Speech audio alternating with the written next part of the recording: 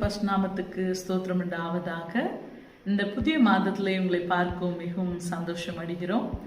இந்த ஆகஸ்ட் மாதத்திலே ஆண்டவராகிய கர்த்தர் உங்க இடத்துல பேச விரும்புகிறார். அவருடைய வாக்குத்தத்தங்கள் மூலமாய் நம்மளை பலப்படுத்துகிற தேவனா இருக்கிறார். எதை குறித்து உங்க இருதயம் கலங்காத இருக்கட்டும்.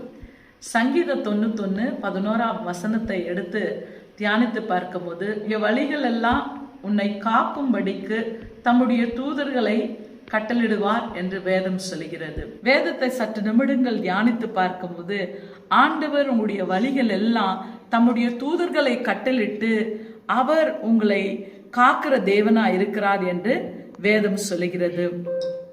நம்ம நடக்கிற ஒவ்வொரு பாதையில நம்ம யோசித்து பார்க்கும்போது, நம்ம சரியான பாதையில நடக்கிறோமா, ஆண்டவருக்கு விருப்பமான பாதையில நம்ம வாழ்கிறோமா, ஆண்டவருக்கு பிடிக்காத காரியத்தை நம்ம செய்து கொண்டிருக்கிறோமா? இன்னைக்கு அன்பின் சகோதரிய சகோதரனை, நாம நடக்கிற பாதை இந்த உலகத்துல யாருக்கு தெரியலனாலும் நம்ம மனசாட்சிக்கு மட்டும் தெரியும் நம்ம எந்த வழியில நடந்து கொண்டிருக்கிறோம் என்பது. ஆண்டவராகிய கர்த்தர் சொல்கிறார், நேர்த்தியான பாதையில நம்ம நடக்கும் போது ஆண்டவராகிய கர்த்தர் நம்மளை நீதிமான்களாய் உருவாக்குற தேவனா இருக்கிறார்.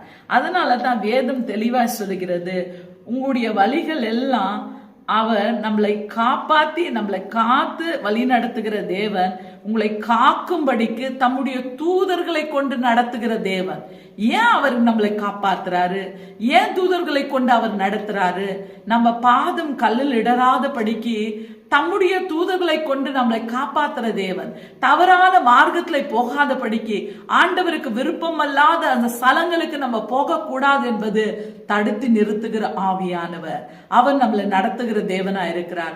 அதனால என் அன்பின் சகோதரிய சகோதரனை, இந்த ஆகஸ்ட் மாதத்திலே நாம் ஒரு தீர்மானத்தை எடுத்துக்கொள்ள வேண்டும்.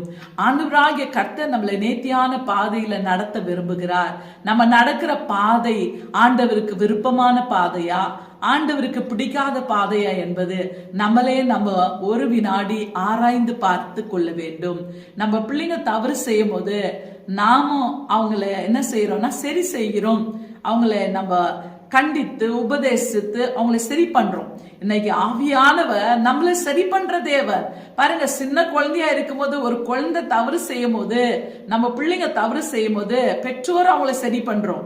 அப்படிதான் நம்ம வளர்ந்து ஆளான பிறகு ஆண்டவருக்கு பிடிக்காத காரியங்கள், இன்னைக்கு அநேகர் செய்கிற காரியங்கள், குடிக்கு அடிமை, பாவத்துக்கு அடிமை, விபச்சாரத்துக்கு அடிமை, குடும்பத்தை விட்டு பிரிஞ்சு போறது, பொண்டாட்டி விட்டு பிரிஞ்சு போறது, இந்த மாதிரி உலக பிரகாரமான காரியங்களுக்கு நம்ம அடிமையா இருக்கிறதுனால தான் நம்முடைய வழி மாறுகிறது. நம்ம ஆண்டவருக்கு பிடிக்காத காரியத்தை செய்து அநேக முறை ஆண்டவரை நம்ம துக்கப்படுத்தி கொண்டிருக்கிறோம். ஆண்டவராகிய கர்த்தர் எனக்கு தம்முடைய தூதர்களை கட்டளிடுவார் என்பது உனக்கு விசுவாசம் இருக்கும் போது, நீ ஆண்டவருக்கு உன் வாழ்க்கையை ஒப்பு கொடுத்து பயபக்தியாய் நீ வாழ்வாய்.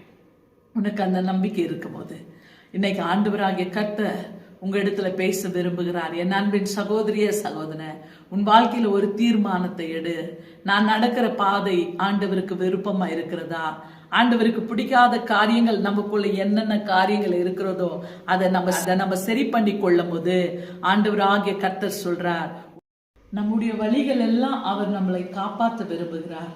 பாவத்துல விழுந்து விடாதபடிக்கு, உலக பிரகாரமான காரியங்களுக்கு அடிமை ஆகாதபடிக்கு நம்மளுக்காக இயேசு கிறிஸ்துவானவர் தன் ரத்தத்தை சிந்தி, தன் ரத்தத்தை விலை கொடுத்து நம்மளை வாங்கி இருக்கிறார்.